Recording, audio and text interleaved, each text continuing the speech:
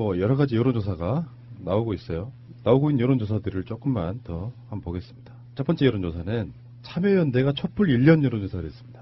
적폐청산에 대해서 불법 행위를 처벌하는 것은 당연하다 이렇게 나온 응답이 67%예요. 67% 정도면 제가 항상 드리는 말씀이죠. 67%면 정확하게 67.5%인데 여론조사로서의 의미가 없다.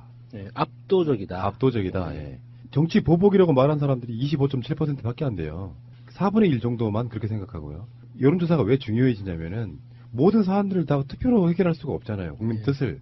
여론조사가 나오면 아 국민들은 정치 보복을 하는 게 아니고 적폐청산이다 라고 생각을 하고 있기 때문에 이런 여론조사는 문재인 정부에게는 큰 힘이 되죠. 특히 검찰에게는 굉장히 큰 힘이 됩니다. 그리고 문재인 정부가 촛불 집회 국민 뜻을 잘 계승하고 있다는 응답이 69.8%예요. 더 높게 나옵니다. 계승하지 못하고 있다고 말하는 23.7%. 이분들은 대충 이렇게 보시면 되겠네요. 자유한국당 지지율하고 비슷해요. 그 밑에 이제 다른 정당들, 얼망절망한 정당들 다 합쳐서 생기는 그 정도가 딱 이런 느낌이고요. 그러니까 이게 확실히 그런 것 같습니다. 잘하고 있다 또는 문재인 대통령의 지지율이 높다 이런 개념은 국민들 뜻에 맞게 잘 가고 있다는 뜻이고요. 그러니까 상식적이라는 거죠. 그래서 그쪽에서 아무리 정치 보복이다 이런 식으로 프레임을 걸어봐야 안 먹힌다는 그런 결과가 아닌가 싶어요. 그리고 언론에 대한 것도 있어요. 언론은 가난하고 약한 사람들의 목소리를 잘 대변하고 있다라는 질문에 대해서 공감하지 않는다는 응답자가 74.1. 저는 이 항목이 제일 눈에 띄었어요. 네. 아프죠? 언론들 입장에서 보면. 이 언론들이 착각하고 있는 내가 정의야, 내가 이 무지한 시민들을 가르쳐야 해 라는 의식이 깔려있는 것들이 우리 항상 느끼잖아요. 그러면서도 약한 사람들, 사회의 그 그늘진 곳을 지켜주지 못하고 드러내주지 못하는 그 지금 현실을 스스로 어떻게 받아들일지 모르겠어요. 그리고 이제 이런 것도 있었어요. 지방선거 때 개헌투표를 해야 한다. 이게 43.9였고요. 충분한 시간과 논의가 필요하므로 지방선거 이후에 해야 된다가 35.1. 개헌 자체가 불필요하다는 의견도 6.2 정도 있었는데요. 지방선거 때 개헌투표를 해야 하는 응답이 43.9니까 이건 어느 압도적인 어떤 생각을 갖고 있는 건 아니고 해야 된다, 안 해도 된다가 사실 좀 비등한 정도로 올라와 있는 그런 이슈인 것 같고요. 개헌 추진 시의 중점 방향으로는 국민의 기본적인 권리 강화가 43.7. 우리가 주장해왔던 거죠. 권력 구조가 중요한 게 아니라 개헌의 어떤 성격이랄까 어떤 내용을 넣느냐, 뭐 인권, 복지 여러 가지 개념들에서요. 권력 구조 개편에 대해서 38.1 이런 식으로 조사 결과가 나왔고요. 촛불 집회 관련한 조사가 있는데요. 직접 참여해 본 적 있다는 비율이 28.4. 지난 2월 22일 조사 결과가 촛불 집회에 참여한 적이 있다가 32.7이래요. 이거는 이제 여론조사 대상들에 따라서 약간 달라질 수 있겠지만 사실상 이렇게 보면은 30% 정도는 촛불 집회에 직접 참여했다라고 볼 수가 있겠죠. 네, 3명 중에 1명 정도는 참여했다고 봐야죠. 재미있는 게 비교해보면 촛불 집회에 직접 참여한 시민이 28.4%인데 문재인 정부가 촛불 집회의 정신을 계승하고 있다는데 공감한 게 69.8%, 70%예요. 그러면 직접 참여한 사람보다 2배 이상이 이미 촛불 집회의 성격이나 촛불 집회가 왜 벌어졌는지 그리고 이 정부가 문재인 정부가 어떻게 지금 운영해 나가고 있는지 명확하게 알고 있다는 거예요. 그렇죠, 그렇죠. 예. 그러니까 이 여론이 쉽게 안 변한다는 거예요. 맞습니다. 다시 한번 생각해 보면 최순실 박근혜 국정농단 게이트 때 언론에서 보여준 흔히 말하는 보수라고 하는 사람들이 민낯이 그대로 드러났거든요. 그렇게 형성되어 있는 일종의 저쪽 표현으로 하면 세뇌돼 버린 국민들 입장에서는 나쁜 표현 아니에요. 좋은 의미에서 완전히 머릿속에 골수로 박힌 사람들 입장에서는 그쪽으로 돌아가기가 쉽지 않다는 거예요. 이게 문재인 대통령한테 굉장히 좋은 기회 중에 하나인 거예요. 웬만한 사안들이 엄청나게 터져도 지지율이 안 흔들리는 이유가 저는 그렇게 보거든요. 개인적으로는 전체적인 큰 여론은 이런 거를 바꿔낼 사람은 현실적으로 문재인 대통령밖에 없다. 그냥 잘 밀고 나가세요 이런 느낌이에요. 그렇죠. 예. 네. 이슈가 좀 큰 게 터져도 지지율이 크게 안 빠지는 이유가 그런 거라고 봅니다. 그 다음 지지율 조사가 하나 있는데 리얼미터 조사예요. 흔한 리얼미터 조사입니다만 지금 전반적인 건 지금 현재 이번 주 조사 결과는 73.1 나왔습니다. 근데 지지율이 올라간 원인이 뭐냐고 봤더니 지진 대처 잘했다 이거예요.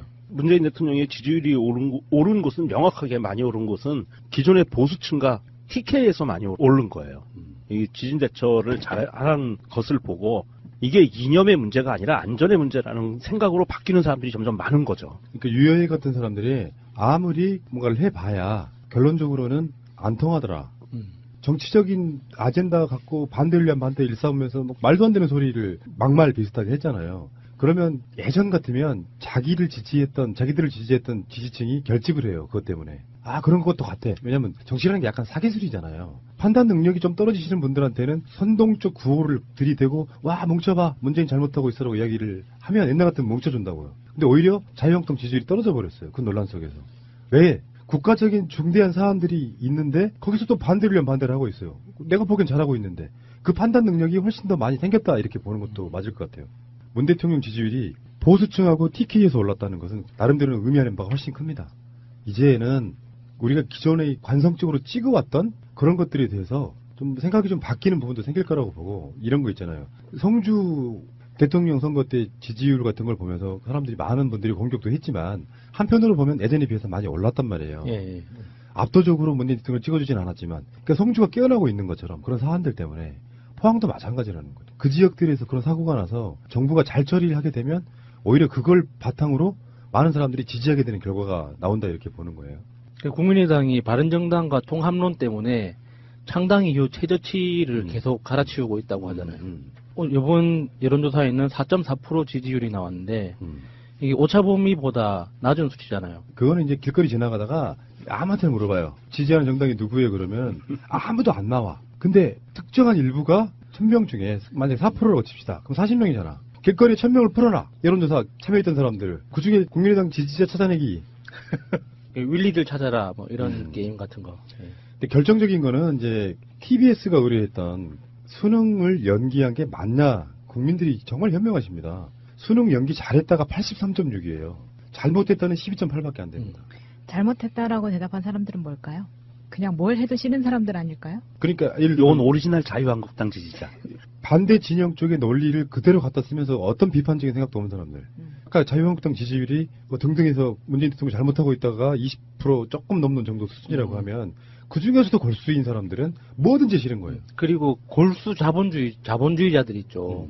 남이 어떻게 되든 말든 나만 괜찮으면 상관없어라고 생각하는 사람들. 사실 이번에 수능 연기한 게 정말 좀 역사적으로 의미가 있는 게 우리나라 사회에서 정책을 결정함에 있어서 소수의 약자를 위해서 다수가 양보한 정말 이렇게 보기 드문 케이스거든요.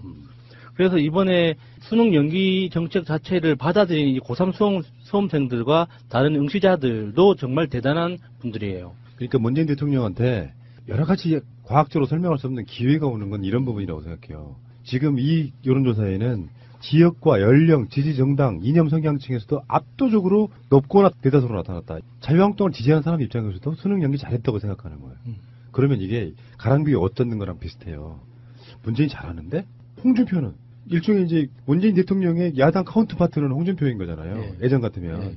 생각해보면 특수활동비 갖다가 만들어주고 거짓말하고 그러면서 자꾸 가랑비에 옷 젖다 보면 이게 지방선거가 아니라 다음 총선 대선까지도 점점 좀 몰락해가는 과정 속에 돕고 있다고 하는 말은 그런 이야기예요. 상대 비교를 해서 보여줄 수 있는 기회들이 자꾸 생긴다는 거야. 진정성 때문에 저는 그렇게 간다고 보거든요. 정파적인 느낌이 아니고 진정성 때문에. 예. 그 진정성들이 조금씩 알려지기 시작하면 그래도 민주세력이 괜찮네. 그러면 어느 순간에 가면 자유한국당 같은 불의의 소멸로 점점 갈 거라고 보는 거죠. 지진 직후에 수능을 연기한 것은 이런 부분으로 봐야겠죠. 사실은 수능 연기라는 건 보통 우리가 아직까지 한 번도 생각해 본 적이 없는 조치예요. 예. 처음에는 이게 뭐지? 진영을 떠나가지고 수능 연기한 게 맞나? 그러니까 우리나라에서 수능이라는 건 정말 올림픽만큼 중요한 이벤트였잖아요. 비행기 입착륙 시간도 조절할 만큼 엄청난 이벤트였는데 그걸 과감한 결단으로 연기를 하고 나니까 별거 아닌 거잖아요, 사실은. 그러니까 수능 당일날, 연기된 수능 당일날도 여진이 있었다고 그러는데 예. 문제는 이런 거죠. 이제 국민들 입장에서 보면 국가가 국민의 안전에 대해서 굉장히 소중하게 생각하는구나. 예. 그러니까 뭐 조중동의 프레임은 그거였잖아요. 교과서, 참고서 다 버렸는데 어쩌라는 말이냐. 어그로를 위한 어그로. 어떤 가치가 더 소중한지를 모르는 상태에서 어떤 그 수험생들 자체의 공정함도 필요했고 생각지도 못한 아젠다가 툭 튀어나왔는데 이걸 내가 감정적으로 반대할 것이냐 말 것이냐를 결정하는 어떤 뇌가 있을 거 아니에요. 근데 굉장히 이런 부분들에 대해서 생각지도 못한 아젠다 속에 국가가 국민을 케어하고 있다가 저는 느껴졌다고 보거든요. 예. 그러면 이제 이런 지지도는 향후에 문재인 대통령 지금도 그렇게 나타났죠. 문재인 대통령 지지율이 지진 이후에 수능 대처를 보고 올랐다고 이야기하는 건 조금씩이라도 마음이 변하고 있다는 뜻이거든요. 우리가 보통 사람들의 상식적 판단이 크게 잘못된 게 아니라는 거죠. 네.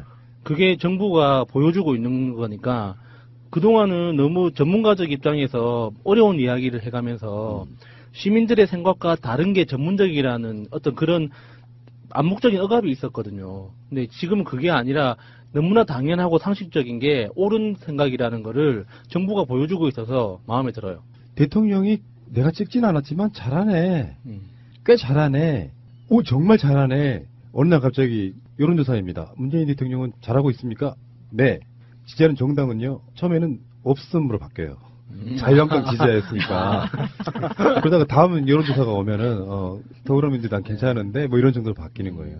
지금 사실은 더불어민주당의 지지율은 더불어민주당이 잘하는 친구도 있어요. 다른 정당보다.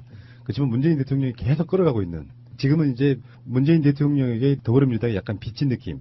정당 지지율로 나타나잖아요. 50%하고 70에서 80. 요 갭.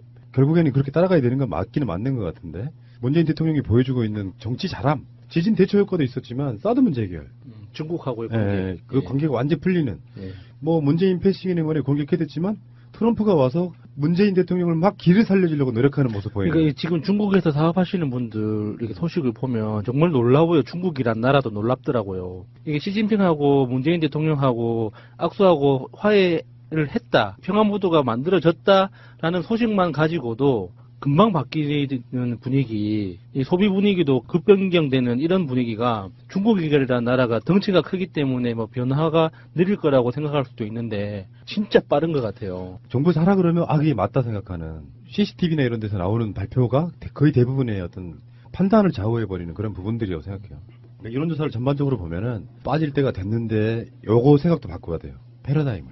그렇죠. 잘하고 있으면 올라가면 되는 거지. 그러니까 홍종학 중소벤처기업부 장관을 임명해도 야당에서는 막, 야, 그 장제원의 논평은 뭐 어떤 식이었냐면요. 홍종학 씨라고 말해요.